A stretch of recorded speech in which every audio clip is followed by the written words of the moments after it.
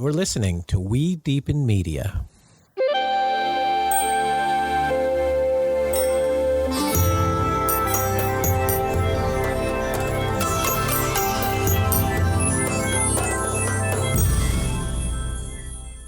Hello, and welcome to another episode of Deepen with Christina. I'm your host, Christina Weber, founder and CEO of We Deepen, Feminine Weapon, and also a certified professional coach. And as of lately, a matchmaker. Although, I am really interested in supporting people and amplifying their intimacy journeys, as opposed to being the one to go out and find your one. Sure, I can be supportive of creating intuitive introductions, but to do something for yourself, outsourcing that to someone that you haven't done. To do something for you and make the most important introduction, the most important relationship. This is something that you will have to do. You'll have to be the driver of the car. I will provide guidance. Again, I'll provide spaces where you can go and you can be around growth-minded people, because if you're listening to this podcast, I imagine that you desire to have a healthy, meaningful, loving, epic relationship. That's why I started on this journey 10 years ago. And in order to do so, you do have to study love. You just have to study love, study relationships. There's so much out there. When I first launched the Love Club, We Deepen has the Love Club. We have 22 members of the first cohort of the Love Club that began in the beginning of December of 2023. And some of the members, when we were in the enrollment process and I was doing the interviews, had said to me, Christina, I want accountability to my love goals. I want the matchmaking, but I don't need the relationship education. And it's like, okay, I got a little intimidated as we were starting, like as the program was starting, because I'm like, oh God, I have to really show them, things that they never heard before. And they know everything, they've been studying love and relationship. And now we're about 2 months in, and all of those people actually who once said that they didn't need the relationship education or private message, can you send me that information? Oh my gosh, they're showing up for all of the educational elements of the program, because it's so vast, from erotic wellness to the types of relationship and the relationship design. There's all these terms out there. I believe the New Yorker recently even put out an article about how polyamory is the new trend. Well, it's not really. You guys, people have been practicing polyamory for decades upon decades. I like to think it's dating. Maybe you open up your relationship and you become an open relationship. And if you listen to one of the last episodes of this podcast, I believe is 114 with Elizabeth Wallace, we talk about open relationships. And I reference, and she agreed because she's played in the space, is that sometimes for some people, opening the relationship is like walking in front of a moving car. Like you just don't like your relationship that much. You're willing to kill it because that's the potential. You might kill your relationship. But again, different strokes for different folks. And we all have a unique intimacy journey this lifetime to live. And that's how we grow and we discover ourselves through that journey. If you haven't lately, go to wedeepen.com. You can see all types of upcoming experiences that I've curated for you to be supportive of you meeting people and having these growth-oriented experiences together, studying love together in different classroom styles, also experiences that get you into states of play and joy and fun, like ecstatic dances or improv workshops, because when you're experiencing joy, you're more inclined to make eye contact and connect with another human being. And also experiences for couples.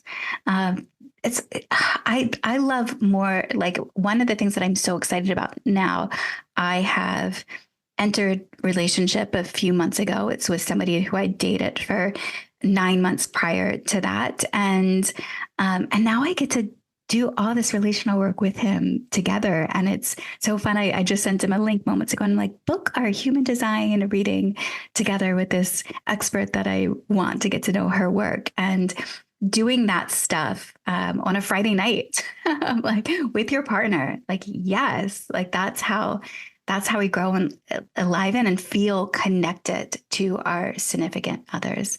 So check that out, wedeepen.com. And also you'll see that the Love Club is linked there. Enrollment isn't open at the moment, but I will be opening it soon. And you can apply right now. Apply and I'll review those applications and we'll reach out to you when the time is right. If you do enjoy this podcast, please do like, subscribe, rate, give it 5 stars. It helps more people find it, helps me continue to host it, and helps bring more people into my web that I get to share with you, whether you're facilitators or other people who want epic love lives as well. Today's episode is with someone who just innately felt like a soul friend upon meeting. And she is on an episode of Your Love Accomplice, which was my podcast before I transitioned over into Deepen with Christina. And I'm probably going to talk to her a little bit more about what I spoke about in the past. Terrie, welcome back to Deepen, or welcome to another podcast with me from Your Love Accomplice to now Deepen with Christina. I'm happy to be here. Thank you. Thank you for having me. This is very exciting. The evolution of Christina. The evolution. And, Terrie's work is she's a psychic, an intuitive, life coach. When we first met, there was a live experience in Los Angeles. It was theater seating and it was 2 psychics. A psychic that I'd went to before was hosting us. And so I got the invitation. I'm like, oh, okay, I'm going to go check this out. This is pretty dope. Like a live psychic experience. And they do all these activities where they'll read pieces of jewelry, or they kind of just like scour the room and there's messages that are sent from those who had passed. Or this one activity that I got to come to the front of the classroom for inside the theater, which was an aura reading, like a color aura reading. And Okay. I'll always remember that moment being very significant because multiple intuitives have told me I'm from the future. And that was restated there.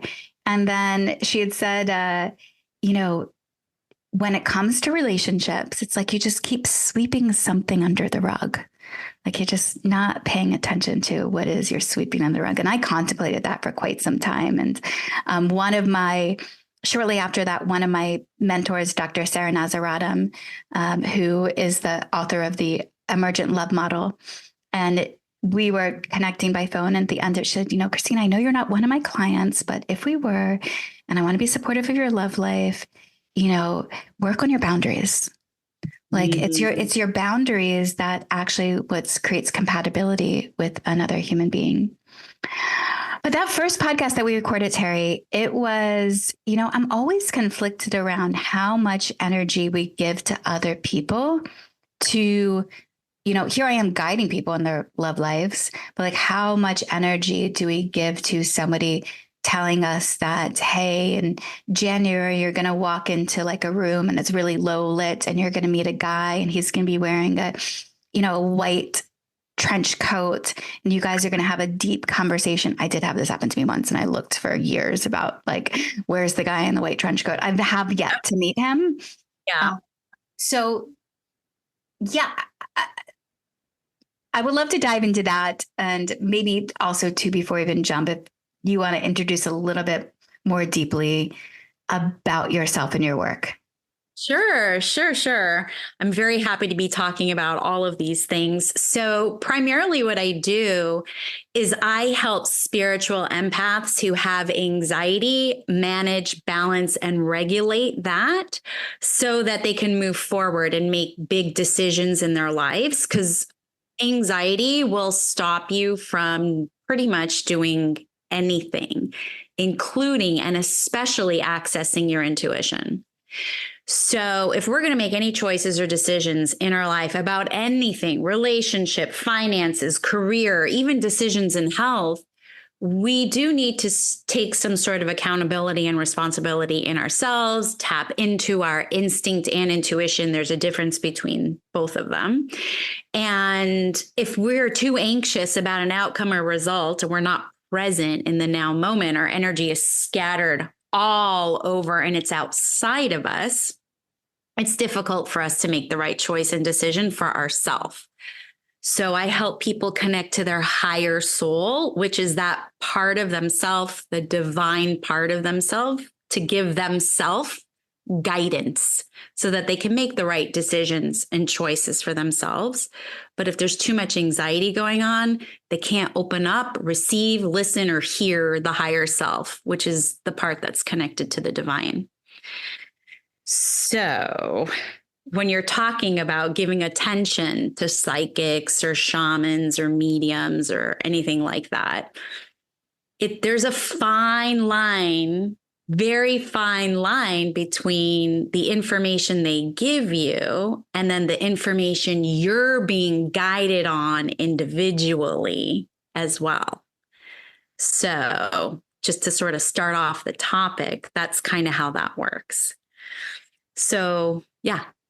So First, can we unpack the word empath? Empath, yes. Yes. Okay. So believe it or not,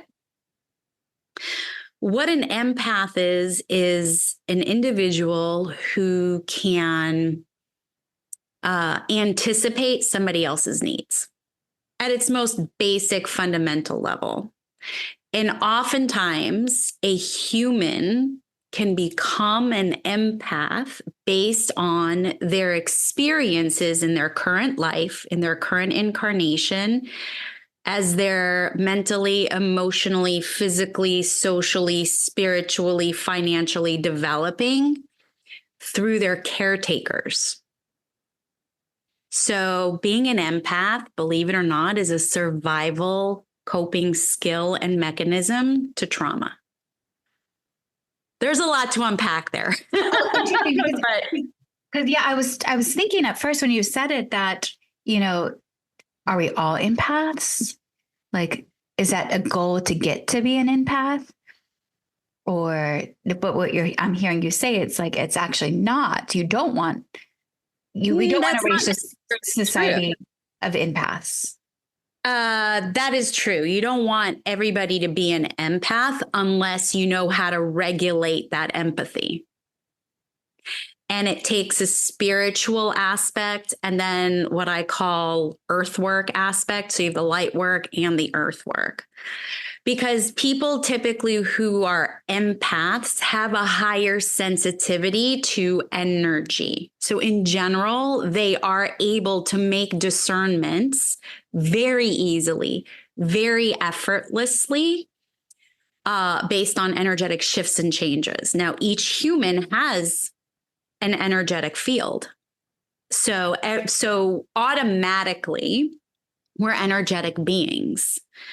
Okay. And so the nature of energy is that energy influences energy. So if you have a child who's super, super sensitive and can sense right before mom or dad gets angry, right, then as an empath, they're going to do whatever they can to sort of assuage that or even people please to make everything okay, because that energetic shift is not comfortable. They're too sensitive with that influential energy. Does that make sense?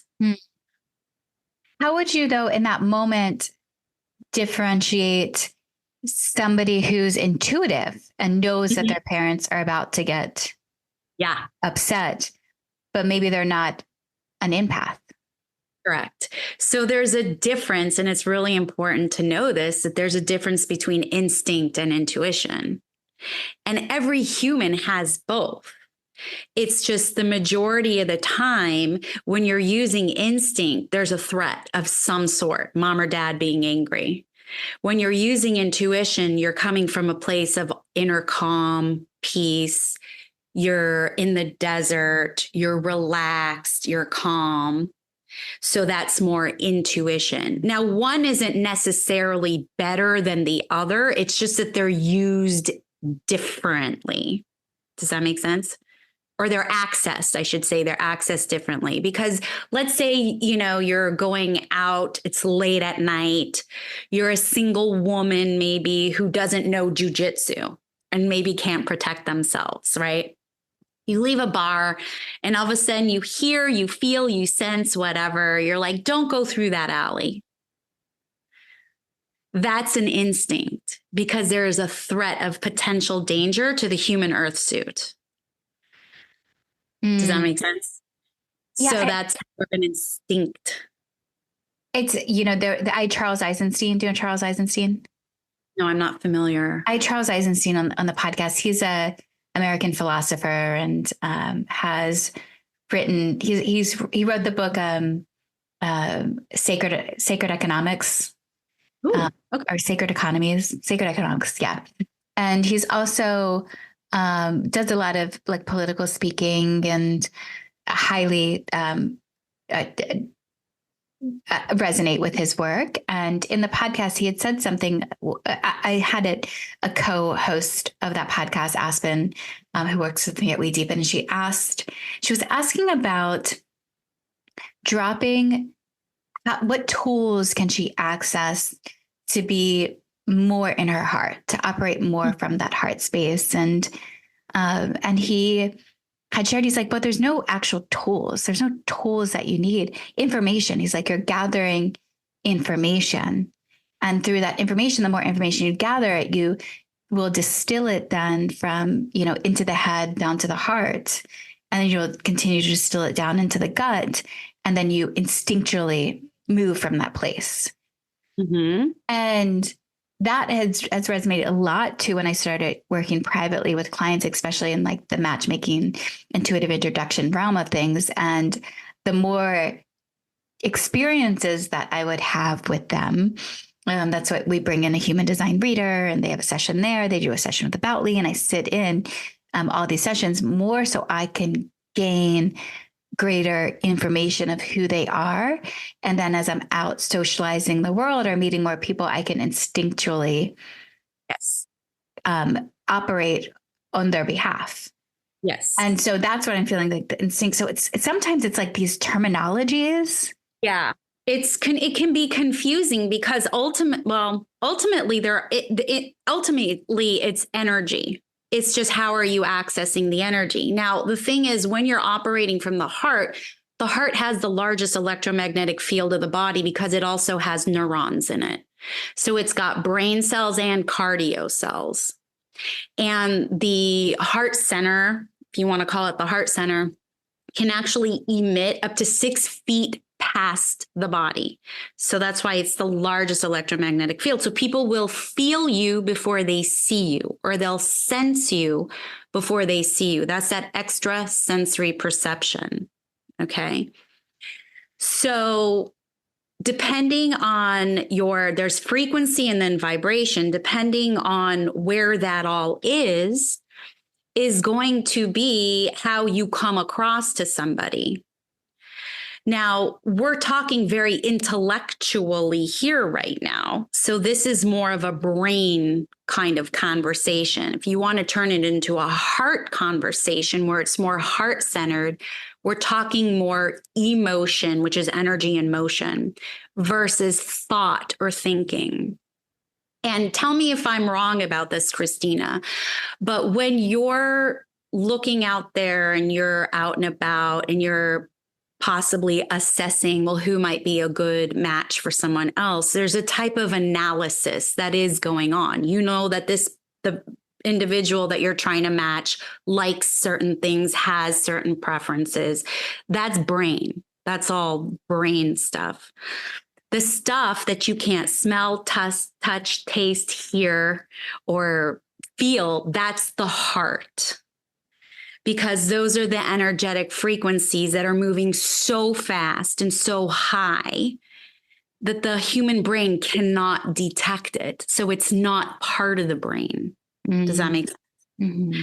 So that's why heart-centered work is kind of the complementary work to the brain. And that's why manifestation can happen. Manifestation cannot, or materialization cannot happen without the brain and the heart working together. The brain sends out the signal, the heart magnetizes and brings it back. So if you're here saying my client likes to cook, likes to go out on Saturday nights, and prefers to read newspapers, okay, that's great. But what about the character? Character you can't touch. It's not something that the brain can process in terms of energy. So you're looking at a bigger picture. So that's why you need both. Yeah, it makes perfect sense. So what would you say of in dating? Yeah. So in dating, we're out there, we're interacting with, say, somebody or some buddies, and we have a longing. We have a desire to be in relationship. And I recently had someone say to me about a particular guy is that she was feeling a lot of anxiousness around him and boredom. That he was boring or she felt bored? She felt bored, but so it was the anxiousness and boredom. And then it was like, he makes me feel anxious. I'm kind of bored. And I wonder at the same time, like in these energetic exchanges also too, there's oftentimes the, like, I didn't feel the spark. Like I saw him, I didn't feel the spark. Mm-hmm. And how does the anxiety, because sometimes that longing can create the anxiety or the pressure or the expectations or the maybe feeling that I might get rejected inside, can then, I imagine, create other stories around it to protect the heart from the experience. Yeah. So what anxiety is it's not a brain state. It's just excess energy that's being held in the body. So energy is, and it's, so there's David R. Hawkins came up with that emotional scale. I don't know if you've seen it at all, but there's a bunch of emotions, and depending where you're at in an emotion, you have a certain vibrational frequency. And so what happens is when you're having anxiety, it means you're experiencing more than one emotion. So that's going to cause a lot of energy. So if you're anxious, you're gonna have, because we're still wearing earth suits, we cannot get away from the blueprint of a human, because in this now moment, in this incarnation, we're wearing earth suits, and there are certain laws of the universe, certain laws of this dimension and reality that we just cannot abide by. I mean, cannot escape from. Right. So there's duality, right? So you would have anxious or not anxious. There's like no, it's the polarity. So when you're having anxiety, it's just that there's too much energy that's going on. So you're not in your most, if you want to call it authentic, you're not in your most authentic state. Because you're vibrating, you're overdoing, over analyzing, over whatever is happening, which actually is depending, in relationship. And I don't care what the body is designed like, we're still dealing with energy. You're dealing with polarity. There's feminine energy and masculine energy. And when it comes down to it, energy are just subatomic particles that move in a certain pattern and at a certain pace. They don't care about anything. Like, they have no stories. They're not putting meanings to anything. We are. So in a relationship, you still need to have that polarity of feminine and masculine energy. I don't care what the body looks like. I don't care how you sexually identify. I don't care about any of those things, but you need to have that polarity. And anxiety is too much energy. And when we have too much energy, we tend to overanalyze, overthink, and we start to do something because we feel like that's the way to get it out. And so that puts us into a hyper masculine mode. The problem is if you want to attract a masculine energy and you're acting like masculine energy fights, and it's a power play. Mm. So it needs that feminine energy. Masculine energy needs feminine energy. Two feminine energies are going to be really boring, flatline relationship, nothing happening.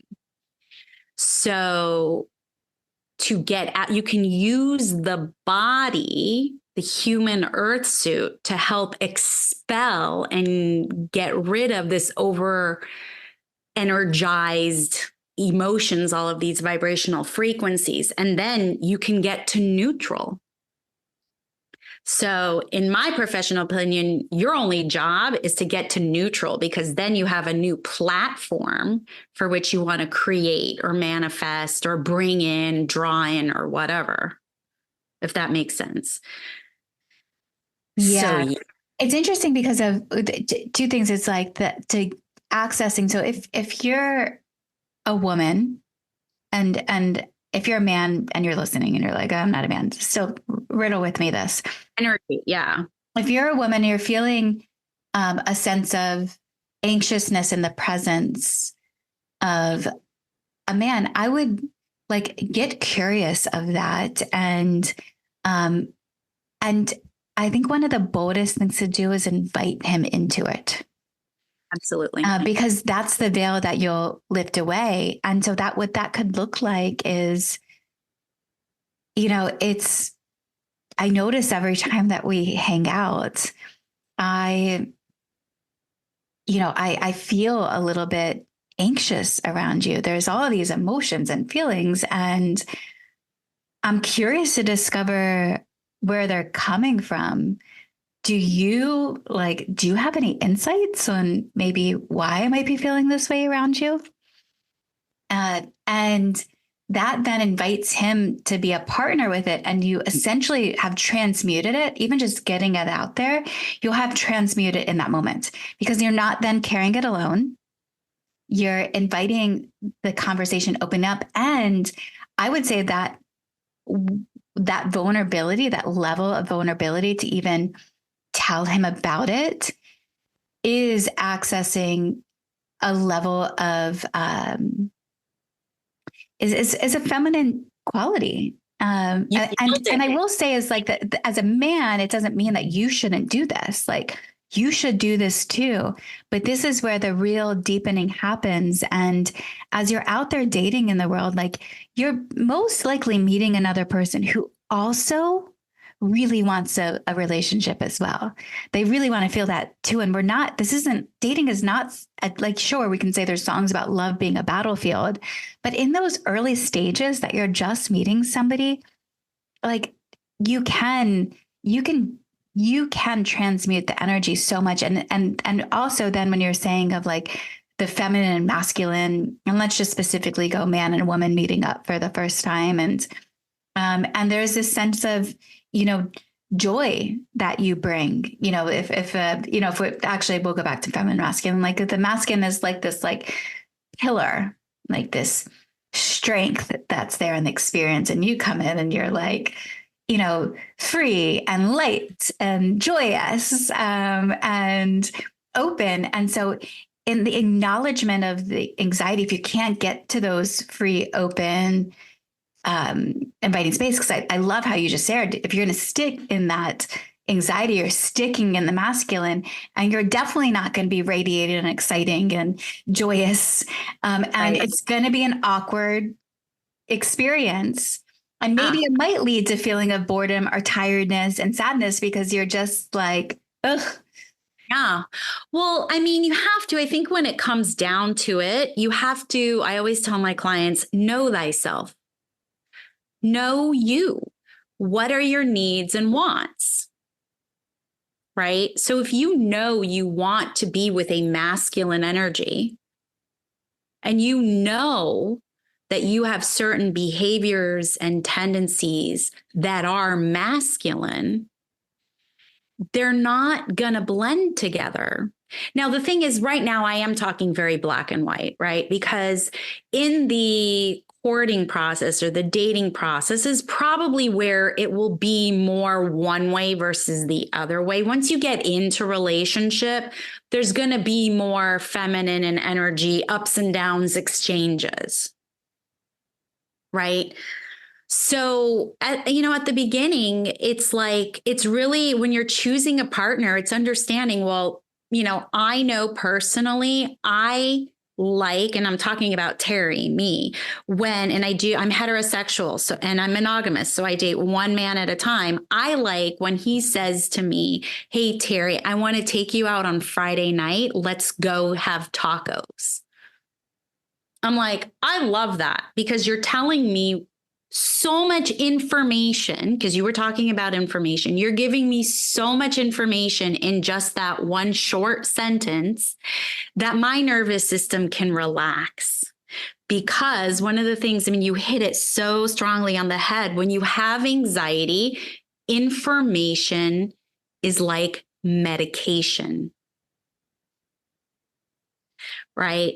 So if I have a guy that tells me, hey, yeah, let's hang out, I'm like, I can't, that to me is no bueno. Terrie's going to freak out. What does that mean? What do I wear? When does he want to see me? Is he going to pay? Is he not going to, just like all of these things, it doesn't give me information. So therefore, and if I know I need information and I need a guy to act or be a particular way, and again, it's just my personal preference, then I'm not going to feel safe and comfortable and be able to open up, not just emotionally, but physically as well. And this is all energy. And there's the feminine and masculine. There's also a soft feminine and empowered feminine. Yes. Oh, there's ranges within ranges within ranges. Absolutely. Yeah. So someone had told me about this movie last night, The Tourist, and it's Angelina Jolie, Johnny Depp. I didn't see it, film. I heard.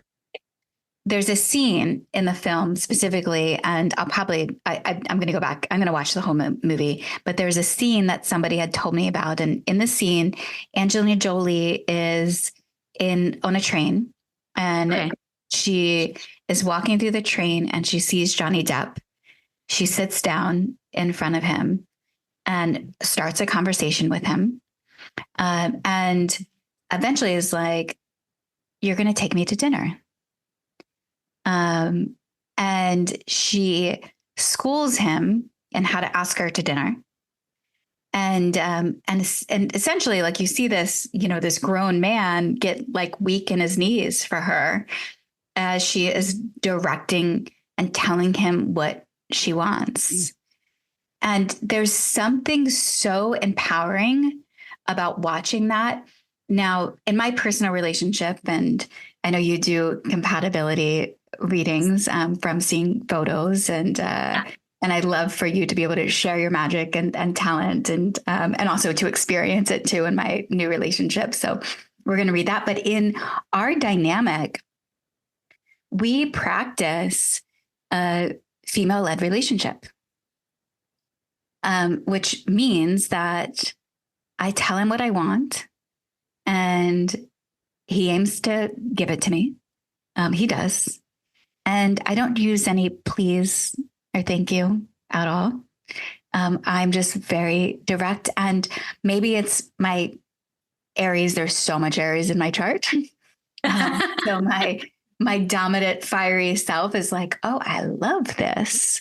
And for him, of being, he's a successful businessman. So for him, his nervous system gets to relax. Like, he has a woman who's direct. And so he doesn't have to guess what I want or what I don't want. I just tell him what I want. And he's like, and he delivers it. Yeah. And him and I were talking last night, and I, over the past 15 years, sometimes I forget that not everybody in relationship operates the same way. Right. So about 15 years ago, I heard a message that, men in bed, men tell them what you want. They really appreciate when you tell them what they want because they don't have a pussy or a vagina. And somebody, it's not like our sex ed educational program is very much in detail of like, here's how you please a woman. Yeah. And so I learned that. And for the past 15 years, I essentially thought that every woman got this memo around the same time. And so I would tell men and I was always so surprised, like that men would respond like, thank you so much for telling me. Like, it's very rare that a woman will tell me what they want. And, even, my partner, he had said, he's like, yes, it's very rare. But men love it. Like they really do love it when you're direct. And so there's this level of like empowerment that comes along with it now. And I see a lot too in relationship that there's, the passive feminine. Right. Well, I'm not talking damsel. I get it. I get it. You're not talking about it's essentially what, and I like it too. No woman likes, I just had a guy reach out to me and I think he wants to be a client. I don't know. He just reaches out and he's like, hey, let's get together when you're in LA next. And I'm like, why? Like, what's exactly like? Do you know how many text messages I have from people who want to have coffee and drinks and dinner and stuff like that? I don't have time for that. So can you be specific of what you want? Because I even find myself, I sat in front of that message to try to reply to him multiple times. And finally I was like, I'm giving up because this is just too complicated to get to like help this person who's not even paying me for anything and not even offering to give me anything. Not quite sure. So the directness is highly appreciated. So now when I go to the passiveness, what I've also seen is just the other night, another woman had said to me, she was recapping a relationship and, then they saw each other after months and she was, like she liked this guy and as they saw each other, he texted her, whatever these messages and they start rolling in. She was like, and I just was waiting for him to, acknowledge X, Y, and Z. And I was like, did you tell him? Yeah. And she's like, no, I just wanted him to know, like, he should have just known. And I'm like, just tell him like, oh, I was really bummed that you never acknowledged X, Y, and Z. Like, Christina, there's this thing Matthew Hussey calls dropping the handkerchief. You do have to show someone that you're interested, right? So if you're just too passive, nothing's going to happen again. It's just there's no polarity. There has to be polarity in any kind of relationship. A very dear girlfriend of mine is dating a trans man. And she said, this man is more masculine than any man that I've ever dated. And her boyfriend has not gone through any transitional surgeries or anything, but it's how she's being treated by him. So that's why I say it has nothing to do with the body or like how you identify. It's what is the energy behind the action. Mm-hmm. And so he is making her feel so safe, emotionally, mentally, physically, financially, all the things. So that's what it comes down to. Yeah. And I would say men like women who like them, but women like men who like them, people like people who like them. So it's like, if the other person doesn't know you like them, then drop a handkerchief. Yes. You remember, it's like all the ladies back in the Victorian times with their big dresses and their plumped up boobage and all that, they're walking by. It wouldn't be ladylike to just go up to a man and say, hey, ask me out. They would walk right by and drop a handkerchief, and maybe the guy would pick it up, maybe he wouldn't, and then walk over to her. That's what it is. Any human wants to know that they're wanted and needed, but there's so many different levels and scales and all of these things. Can it be complicated? Absolutely. Once it starts to sort of like unify, if that makes any sense. But there still has to be polarity. There's definitely has to be polarity. And in the dating, if there's so many people, swiping on dating apps and, we're dating more people than we've ever had before. Yeah. This is like the amount of dates that somebody can go on in a given week is you wouldn't have been able to do that decades ago. And in that experience, I think where it starts to get where it starts to go wrong is when you're just so locked into finding the partner that you forget you're with a human who wants desires. Yes. Don't even go on a date with somebody. Don't even go to coffee with somebody if you haven't established an interest outside of, hey, they might be my one. Like, I might marry this person. Like, if you have no other shared interest, if you don't imagine that this person would be in your life in any other way, don't go. Because, I think that if two friends were to introduce each other, or maybe you're introduced through a matchmaker, like, you'll honor that friend, you'll honor the matchmaker, and you'll just come and you realize that the other person on the other side of the table is like a human being that wants love and hopefully a healthy relationship too. And you guys can become allies. And maybe if it's not, a life partner type situation, but there's something else that can be gained from that connection. So seek and look for the nuggets inside of that experience.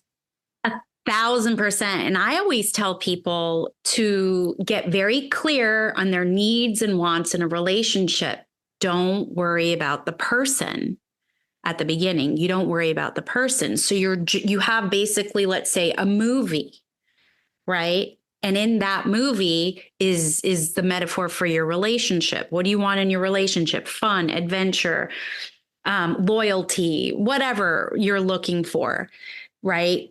And then as you are casting the film, you will see what roles get filled, because it's the nature of humans to piss off other humans. It's going to happen. But if you have two humans that are, I don't want to say fighting for the same storyline, but are interested in reading the same book, right? Then they'll be okay with some of the imperfections of each other. And like, oh, they didn't do it this way, but at least I know that they want to be part of this storyline, or they want to be part of my movie. Mm-hmm. Right. So I always say reverse engineer the process. Don't look at the person. I mean, look at the traits and all that stuff. You have to know what qualities you want in a partner, but what's more important, the relationship or the person? Because the person will cast itself into the storyline. So focus on the storyline. So you do these intuitive readings as you're looking at an image. And thank you we're going to do a little example here with me and my significant other. And I'm curious as well, like, what, as you're doing this, maybe it's after you do it, could you share with us how somebody might access what you're doing when they are assessing potential dates for themselves? Yeah. Yes. Do you want me to give you that information now, or do you want me, like, how they should access it for themselves? Is that what you want me? Yeah, let's start. Let's practice with mine. Okay. So right. I am in this relationship with a gentleman named Dave. And Terrie has a picture, and she's going to do a little reading. Yes. Okay. So now the cool thing is that if I give you information that you don't know, you can, well, first of all, this is being recorded, so you could play it for him.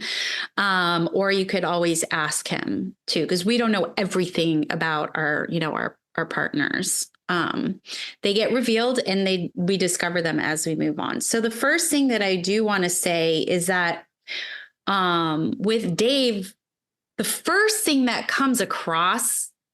So first I'm going to look into him, and then I'm going to look into the compatibility between you guys. That's typically how I work. I first look at the individual, and then I see you separately, and I know you and you're here, and then I look at you guys as a couple. So the first bit of information that I pick up from him is that once he makes up his mind, it's not necessarily stubborn. It can come off as stubborn, but that's not the intention. He's just very committed to a decision that he makes. Do you understand this? I do. Yeah. Sometimes it can be misconstrued, though, as being stubborn and maybe inflexible, but that's not the way he's intending it to be. It's just he gets so passionate when he talks about it or describes it. And so really what you're picking up on is that passion. And so that's what makes it could come across as being stubborn, but it's the passion behind it. Because I actually do feel that he can be, in a way, he can be sentimental. You understand this? Because all of a sudden now I'm seeing the duality, the polarity of him. He can be really sentimental. You understand this? I do. Like, oh my God, I just got this whoosh of sweetness that comes from him. So he's very like dichotomy, like hard and soft. Very interesting. He does like things a certain way. Now, that may not be in terms of your relationship. I almost feel like it's his living space. You understand this? Like he likes things maybe very neat and tidy or arranged in a certain way. His office, his business, everything like that. It gives him a sense of control. And I don't think it's negative or bad when I say this at all. So just so you know that, but it helps him. It actually helps him thrive. So the more organized he is, the better he's going to financially do. Do you know this of him? Like, do you know this aspect of him? I do. This makes sense. I feel like sometimes I don't know with you. Okay. So this information you may or may not know, but in the past, I feel like he's played around with that, like my way or no way. And it hasn't necessarily worked for him in the past. And I feel like he's kind of learned to like mellow out with that in terms of relationship. He's softer now in relationship. Do you understand this? Do you know this? Say it in a different way. He's not the same way he used to be. I think he used to take some of that control or that things need to be a certain way or organization or orderliness. And I feel like he's experimented or changed or transmuted that sometimes he will still try and do it, but then he realizes it doesn't work. Now, this could just be with you. Do you understand this? Do you know this? Yeah, it's like giving over control. Yes, but he doesn't do that to a lot of people or for a lot of people. Like in his past relationships, he hasn't really done that much. Do you understand this? I do. And so I feel like he's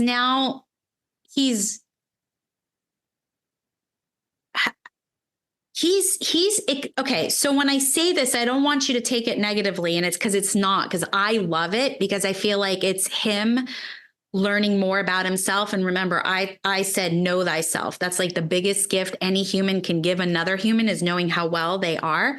He's still experimenting with letting you have control.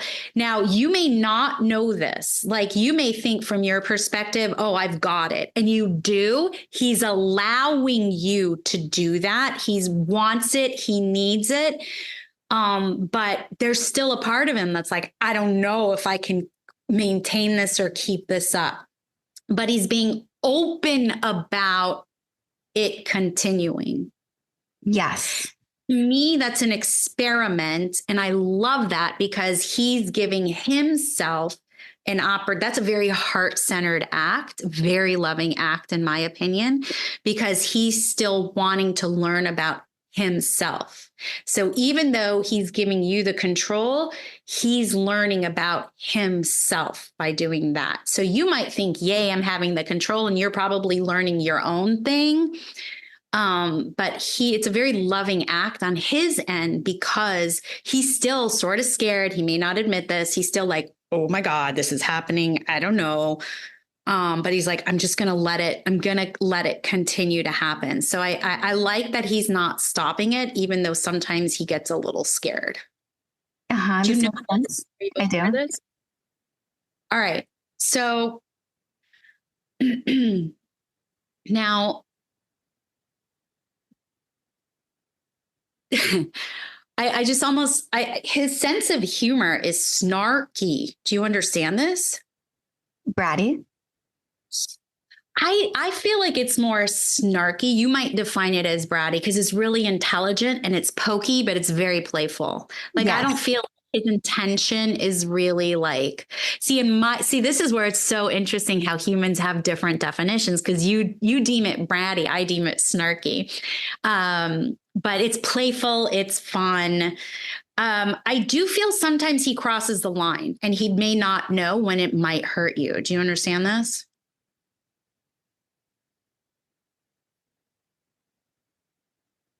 Or maybe, so sometimes I can understand this. I can understand this. Because sometimes it's not intentional. Sometimes I think you might get upset or you interpret it differently than he intends. But I don't know that you're necessarily explaining. Do you tell him that it's hurt? You do or you don't? I do. Okay. He needs that. So keep doing that. Because again, I feel like this is so interesting. I feel like he's letting you be his teacher. So that still is a control thing. That's still a control thing for me or for him? For him. He's still in control because he's letting you teach him. But he's lovingly giving you the control because he wants to learn, but it's still a control. So he hasn't fully surrendered, and that's okay. It's a process. But I love because he's very loving in this. So I don't see this personally as a negative thing at all. So, just in terms of relationship, I would say when he hurts your feelings, you should definitely say it because he has no clue. Now, that could just be a guy thing. I don't know. But I'm glad that you do say something. He takes notes. Like, he mentally takes notes. He's very intelligent and he really does not want to hurt you or make you unhappy, which I like about that. I mean, I like that. All right. Do you want me to look into you guys together? Yes. All right. This really has soul contract all over it. Define what that means to you. You guys are supposed to be together. You guys have things, you guys made contracts and before you took on these human earth suits, that you would come into each other's lives at this point to teach you guys more how to be human. Interesting. How to navigate humanity. Interesting. And so that's why there are these exchanges of power, because it's a very human thing to have judgments just in general.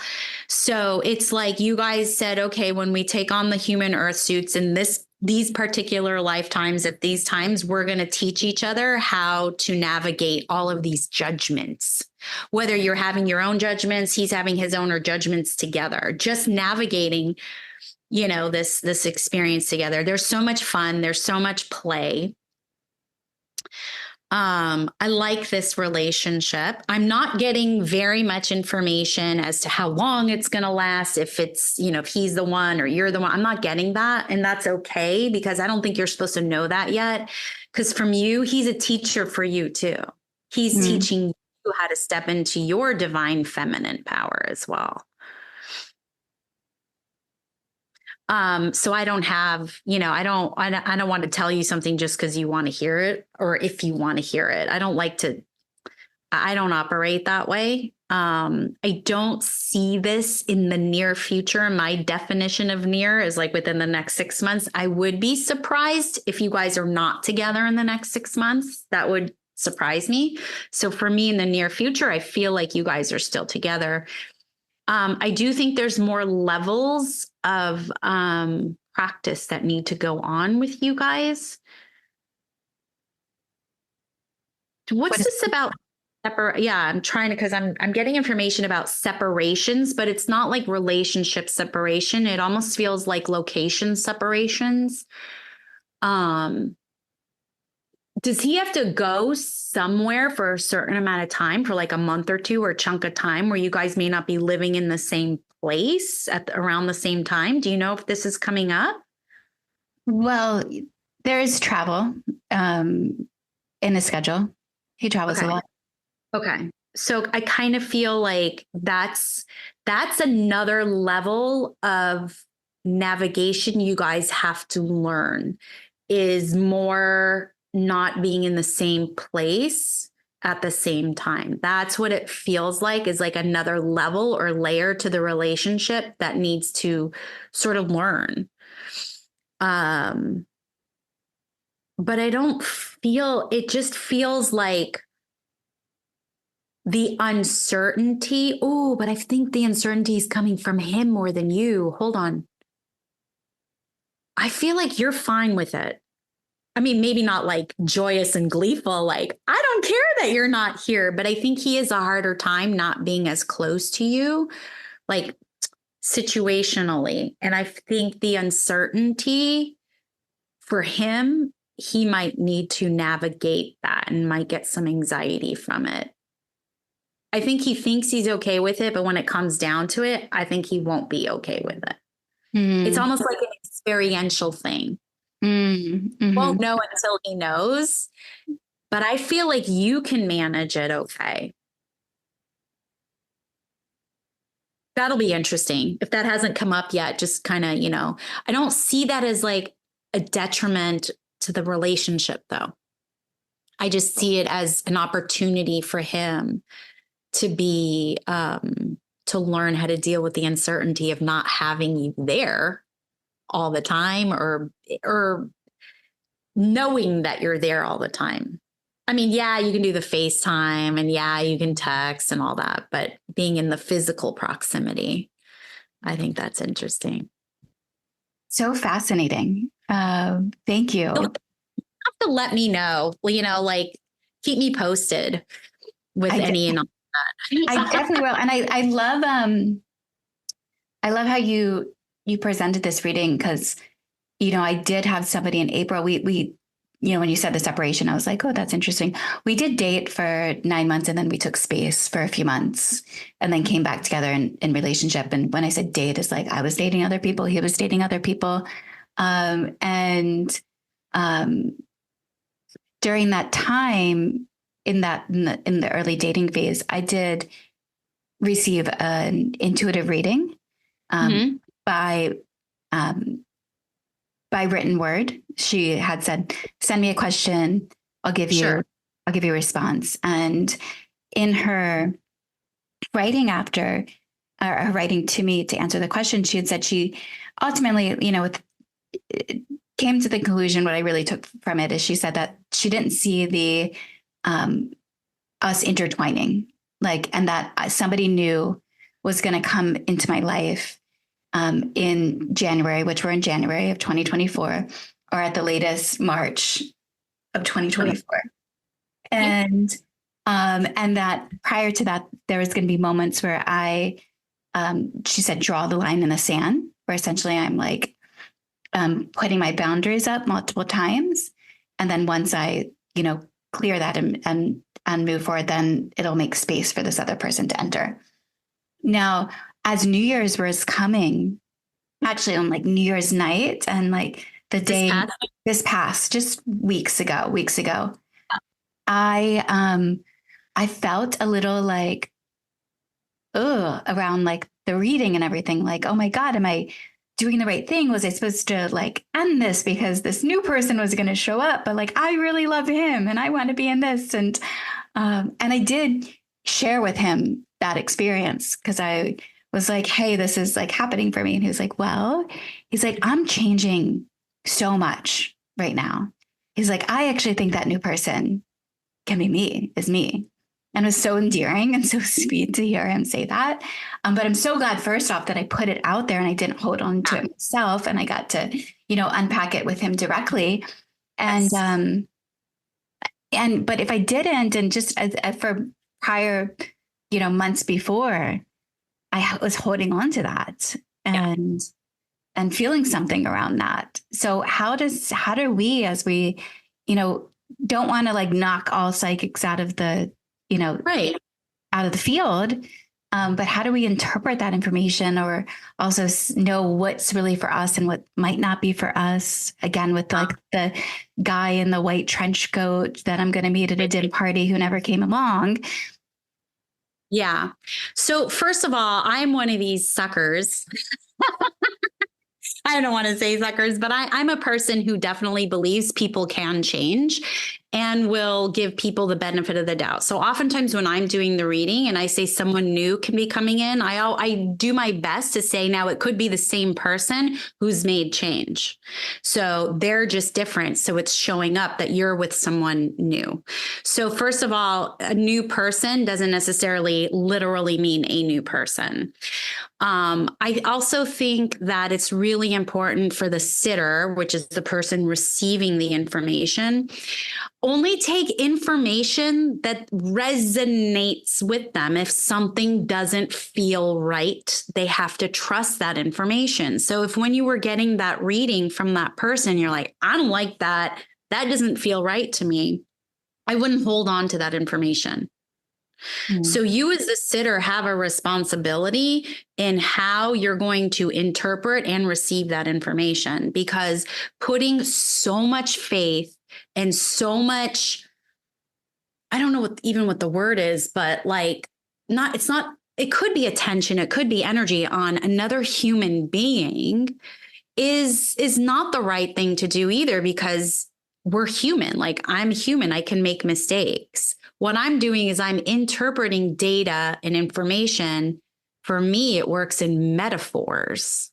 So I'm giving you information as a metaphor. So my intention is to give you information that resonates, because you know what's true for you.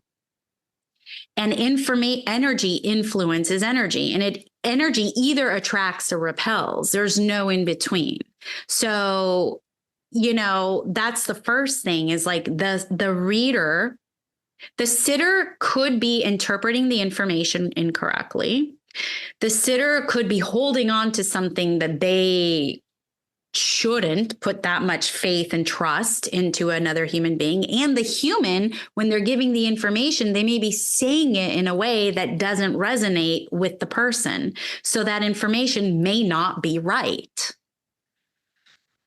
The other aspect is that energy is so fluid these days that what one person, like if I give you information, by tonight it can change, because, for example, Dave has free will. He can make a choice and a decision that changes everything in the reading that I gave you because of his free will and his choice and his decision, which has nothing to do with you. I mean, it will affect you if you're in relationship with him, but that then changes the whole thing, and we cannot control other people. So the way I look at it is that when a psychic or shaman or healer or whoever, medium, they're giving you information based on that now conversation, and hopefully understanding that you can't control other people. So I that's why I'm like, look, record your readings and then forget about it. And then maybe a week, listen to it again and see if there's anything. A month later, you can listen to it again, but don't hold on and don't hang on. And a good psychic, healer, medium, shaman, anybody is going to actually tell you that you get to make all your own choices and decisions, that you're the one who's empowered. You have free will. You get to create your own adventure. Thank you. Thank you. And so now you did this reading based upon an image. Yes. That right you saw. now.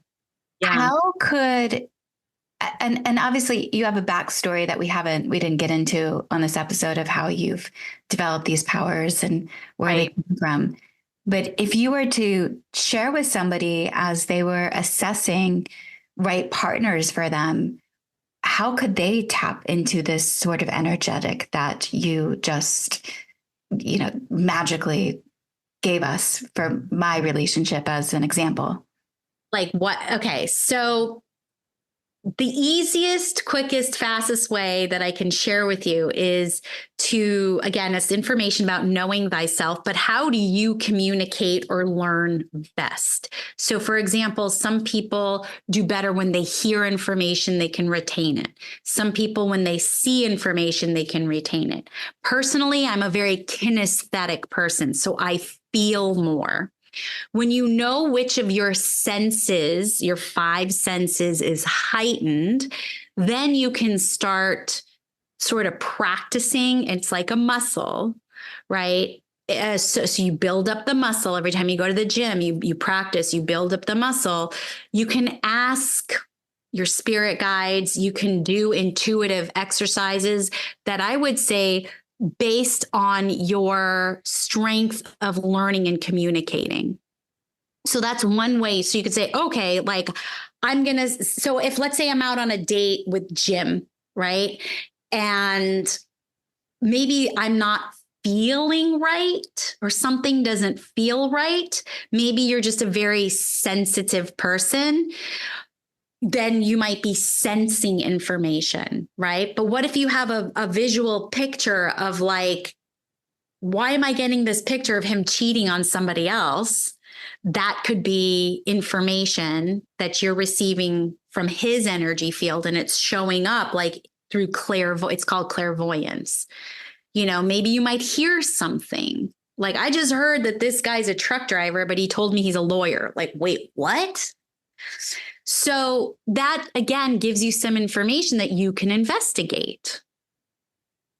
How would you propose somebody investigate that? So this, it's not an overnight thing, right? You have to practice and you have to learn how to access your intuition, because you want to use intuition, not instinct, on this, so that you're actually guided, so you don't make quick, swift decisions. You want to be able to play this out. If this is a story, you want to see how does it unfold, which is through truth, not through fear. Right? So what you're going to want to do is you're going to want to do intuitive exercises. You're going to want to learn, well, how do I receive information and data? How do I interpret energy? And then practice it. So like when I teach classes, I teach, certain skills. These are some of the exercises that you're going to do for your clairvoyance. These are some of the exercises that you're going to do for clairaudience, which is hearing, right? And you just practice. And then once you get that information, so if I'm hearing he's a truck driver, but he's telling me a lawyer, I might want to find out information about why he became a lawyer. What is it about lawyering that he loves? And then, when someone's not telling the truth, they start to break down. And so that's going to give you information. He can't answer, he can't answer a question about lawyering. Like, then you start sensing something's wrong here. So then that is information for you too. So that's how you use these skills to get information, if that makes any sense. Totally makes sense. And I imagine someone may be listening and being like, oh, I don't want to be confrontational though. Yeah. Well, feminine energy, if your core is feminine, is rarely, this is from an energetic perspective, confrontational. That's more of a masculine energy. So if you're coming from the heart, it's harder to be confrontational. You're speaking truth. Now, you can't be responsible for how someone interprets that information. But if you're being soft and warm and authentic from your heart, because you're accessing the energy of your heart, you're not going to come across argumentative. You're not going to come across like instigating, because you're coming from here instead of here. This is fear. This is truth. There's a lot. There's a lot. I could continue to talk to you for hours. And I know we seeded this before of you facilitating a Love Club masterclass. Now having this conversation, I'm like, yes, let's do it. Let's schedule it and have you share with the cohorts. They can ask questions. Maybe they could even do some psychic exercises with inside of that. Bring photos of people that they maybe want some feedback on. But if we could use that amongst themselves too, I can give them tools to practice. It's like, yeah, absolutely. This is perfect. Thank you, Terrie. And also, if do you have programs coming up? I know you have a podcast too. I do. I have a podcast, which I'm hoping you're going to come on as well. But yes, I do have a podcast, and I do anxiety work for the spiritual empaths. So I do help people regulate that anxiety so they can access their intuition. So I do that. I have one-on-one. I'm in the midst of creating a healing through tarot course this year. So that will be like an 11-week session. So there's a lot of stuff that's coming up and brewing up. And I do have an online course for healing a broken heart. So that's clearing that heartache energy. I have that. But if anybody wants to, check me out, terriehuberman.com. And then I wanted to gift your listeners and your audience. It's a PDF guide on how to access the heart, how to open the heart to collect scattered energy. So it helps maintain and balance the anxiety. So I think that's a really nice, good step. Amazing. So we'll include that link to that document, and I imagine they'll put in an email address and it'll get emailed to them. Yeah, I'll give you the URL. They can go in there and they'll be able to download it. Yeah. Cool. Amazing. Is there anything that they should know about that document as they're accessing it?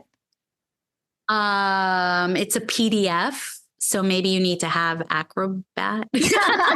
Okay. They can figure that out. So they'll see what to do with the document when they get it.